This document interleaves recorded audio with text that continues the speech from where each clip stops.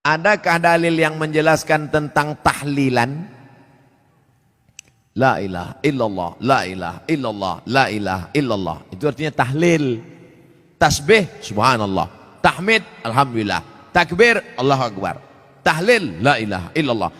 Man halala, siapa yang mengucapkan tahlil, summa ahda thawabahu ilal mayyit, kemudian tahlil itu dihadiahkannya kepada si mayit, orang mati, yantafi'u bihi, pahalanya sampai dan orang mati itu dapat manfaat. Begitu kata Imam Ibnu Taimiyah dalam kitab Majmu' Fatwa Ibnu Taimiyah. Kenapa Ustaz pilih pendapat Ibnu Taimiyah? Karena yang banyak melarang-melarang nih sekarang anak-anak buahnya Ibnu Taimiyah. Paham? Padahal Imam Ibnu Taimiyah dalam Majmu' Fatawa mengatakan siapa yang mengucapkan tahlil dihadiahkannya pahalanya pada yang meninggal sampai. Kalau dimasakkannya bubur kacang hijau, kenapa Ustaz tiba-tiba ingat bubur kacang hijau? Oke, bubur jagung kalau gitu. Lalu kemudian dihadiahkannya pahalanya untuk almarhum. Sampai apa tak sampai? Sampai. Mana dalilnya? Mana? Kata Sa'ad, ummi matat, makku mati. Afa atasaddaqu anha? Kalau aku bersedekah, pahalanya sampai tak untuk emakku? Kata Nabi, tasaddaq, sampai. Bersedekah enggak? Sedekah. Ayu sadaqatu afdal? Apa sedekah yang paling afdal? Kata Nabi, saqyul ma'. Sedekah yang paling afdal mengasih air minum. Kalau air minum saja sampai, apalagi gulai baung.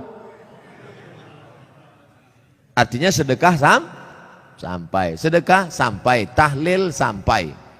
Apa lagi? Bacaan Quran. Yasin wal Qur'anil Hakim innaka laminal mursalin. Sampai apa tak sampai bacaan Quran pada orang meninggal dunia? Sampai. Bacaan Quran untuk orang meninggal dunia sampai. Mana dalilnya? Ketika Nabi SAW melewati suatu makam, diambilnya pelepah korma, ditusukkannya ke makam itu. La'allallaha an yukhaffifa adzabahuma ma lam yaybasa. Tasbih pelepah korma sampai pada orang yang meninggal. Apa komentar Imam Nawawi dalam kitab Majmu', dalam kitab Al-Minhaj Syarah Sahih Muslim Ibn Al-Ajjaj?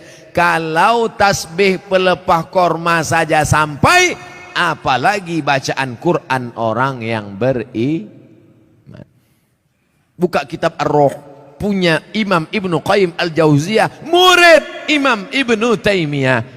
Punya murid namanya Ibnu Qayyim Al-Jauziyah, punya kitab namanya Ar-Ruh.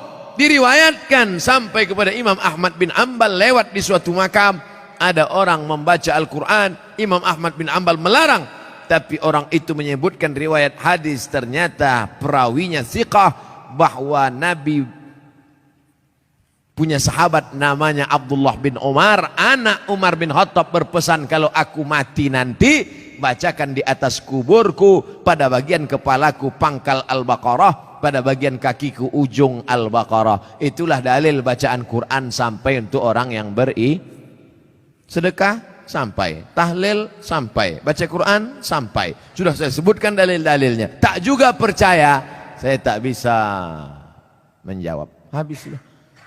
Saya cuma bisa minta nama lengkap supaya nanti kalau mati saya kirim. Kalau tak sampai, cepat-cepat kasih kabar.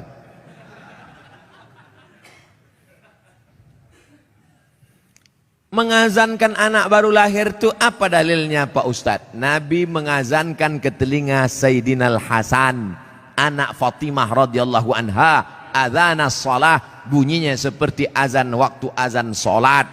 Hadisnya disebutkan dalam kitab Sunan At-Tirmidzi. Nama kitab Sunan Tirmidzi, nama lainnya Jami' At-Tirmidzi. Status hadisnya hadisun hasan, hadis paling tinggi sahih, di bawah sahih hasan, tentang mengazankan bayi.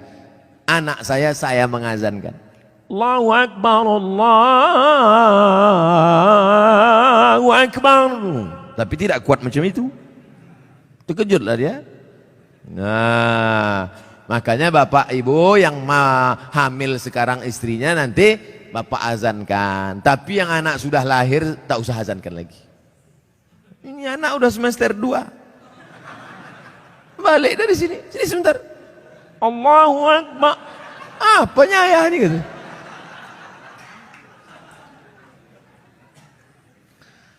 Saya mau tanya mengenai pernikahan uang hantaran. Bagaimana menurut pandangan Ustadz kalau si ibu wanita itu meminta uang hantaran mahar yang cukup tinggi? Ada tiga kemungkinan ini. Pertama memang mau bertanya masalah hukum. Yang kedua mau menyindir mak tua dari sini. Yang ketiga mau menawar.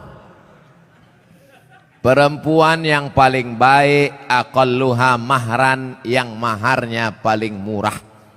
Wahai ibu-ibu, turunkan harga mahar. Sebetulnya yang menetapkan harga mahar ini wali, ayah. Tapi sekarang banyak ayah yang anggota ISTI, Ikatan Suami Takut Bini. Maka yang berperan sekarang ibu-ibu, matre. Banyak perempuan lebih mau makan di daun daripada makan di pinggan. Oleh sebab itu turunkan standar nih sedikit. Jangan nanti setelah dia hamil barulah na'udzubillah datang dia baik-baik. Idza ja'akum man tardawna dinahu, kalau datang kepadamu orang yang baik akhlaknya, wa khuluquhu, baik agamanya, fazawijuhu, nikahkan dia. Illa taf'alu, kalau tak kau lakukan, takun fitnatun fil ardi wa fasadun arid, maka terjadi kerusakan yang amat sangat berat. Tolong jangan sampai anak-anak muda ini besok buat baleho turun ke jalan, turunkan harga mahar, turunkan harga mahar. Kemudian jodoh itu seperti apa Pak Ustadz? Apa orang yang sudah menikah terus meninggal terus menikah lagi, apakah itu berarti jodohnya juga Pak Ustadz? Karena berjumpa orang berjodoh atau karena jodoh dia berjumpa? Memang jam-jam setengah 11 ini payah nangkap memang.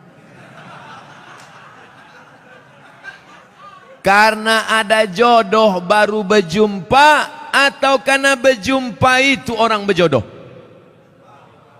Karena ada jodoh lah maka berjumpa. Kalau tak ada jodoh sampai mati tak akan berjumpa. Kok Ustaz tahu? Saya pernah ngalami. Saya Dewan Juri Musabaqah Tilawatil Quran tingkat Provinsi Riau. Kalian pikir Ustaz alang-alang?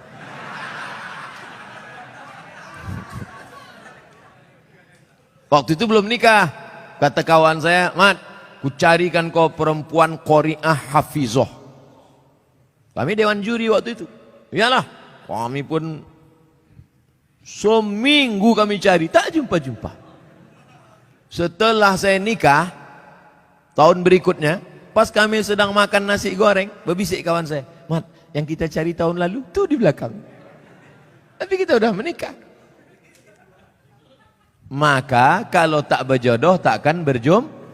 Karena ada jodoh, itulah maka berjumpa. Oleh sebab itu, jangan nanti yang laki-laki ini banyak salah jawab ini. Papa kok bisa nikah sama mama? Entah salah sambung. Jawabannya mesti kau katakan, aku tak pernah mencari makmu, makmu tak pernah mencari aku, Allah mempertemukan kan. Ibu itu pun dari dapur, so sweet kata dia. Karena jodoh lah kalian jumpa. Mengapa Tuan Syekh Abdurrahman digelar dengan Syekh Silau Laut? Syekh Abdurrahman lahir di Kampung Rau, sekarang masuk Kabupaten Batubara. Lalu kemudian dia merantaulah ke Kedah, karena orang Batubara dulu biasa naik perahu tongkang kapal laut ke Kedah, bolak-balik, karena orang itu dekat Kedah. Sampai di Kedah belajarlah dia 7 tahun dan ikut lomba silat, menang, bekerja di kerajaan Kedah. Setelah itu melanjutkan pendidikannya ke Tuan Syekh Wan Mustafa Al-Fatani. Fatani sekarang Thailand Selatan, Patani. 7 tahun di Patani. Setelah itu dibawalah oleh Syekh Wan Mustafa Al-Fatani ke Makkah Al-Mukarramah. Belajarlah dia dengan ulama-ulama di Makkah, di antaranya Syekh Hasbullah, belajar fikih kepada Syekh Ahmad Khatib Al-Minkabawi.